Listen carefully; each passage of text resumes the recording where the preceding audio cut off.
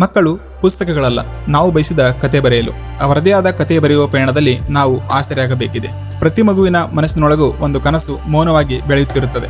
ಯಾರಿಗೋ ಬಣ್ಣಗಳ ಲೋಕ, ಯಾರಿಗೋ ವಿಜ್ಞಾನದ ಹೊಸ ದಾರಿ, ಇನ್ನಾರಿಗೋ ಪದಗಳಿಂದ ಲೋಕ ಬದಲಿಸುವ ಹಂಬಲ. ಪೋಷಕರಾದ ನಾವು ನಮ್ಮ ಆಸೆಗಳನ್ನು ಮಕ್ಕಳ ಮೇಲೆ ಹೇರದೆ ಅವರ ಕನಸುಗಳನ್ನು ಗುರುತಿಸಿ ಅದಕ್ಕೆ ದಾರಿ ತೋರಿಸುವ ಬೆಳಕಾಗಬೇಕು. ಅಂತಹ ಕನಸುಗಳಿಗೆ ಆಶ್ರಯ, ಅವಕಾಶ, ಆತ್ಮವಿಶ್ವಾಸ ನೀಡುವ ವೇದಿಕೆಯೇ ಸರ್ಕಾರಿ ಶಾಲೆಗಳು. ಇಲ್ಲಿ ಶಿಕ್ಷಣ ವ್ಯಾಪಾರವಲ್ಲ, ಬದುಕು ರೂಪಿಸುವ ಶಕ್ತಿ.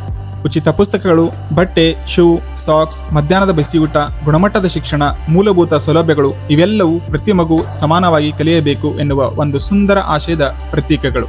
ಇಂದು ಶಿಕ್ಷಣ ಕೆಲವರ ಪಾಲಿಗೆ ಹೊರೆಯಾಗುತ್ತಿದೆ. ಸಾಲ ಮಾಡಿ ಫೀಸ್ ಕಟ್ಟುವ ಪರಿಸ್ಥಿತಿ ಎಷ್ಟೋ ಮಧ್ಯಮ ವರ್ಗದ ಮತ್ತು ಬಡ ಕುಟುಂಬಗಳ ನೆಮ್ಮದಿಯನ್ನೇ ಕಸಿದುಕೊಳ್ಳುತ್ತಿದೆ.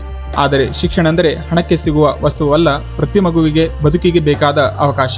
ಒಳ್ಳೆಯ ಸಮಾಜ ನಿರ್ಮಾಣವಾಗಬೇಕಾದರೆ ಮಕ್ಕಳಿಗೆ ಸ್ಪರ್ಧೆ ಮಾತ್ರವಲ್ಲ, ಸಮಾನತೆ ಮತ್ತು ಮಾನವೀಯತೆಯು ಕಲಿಯಬೇಕು. ಅದನ್ನು ಬದುಕಿನ ಮೂಲಕ ಕಲಿಸುವ ಜಾಗವೇ ಸರ್ಕಾರಿ ಶಾಲೆಗಳು.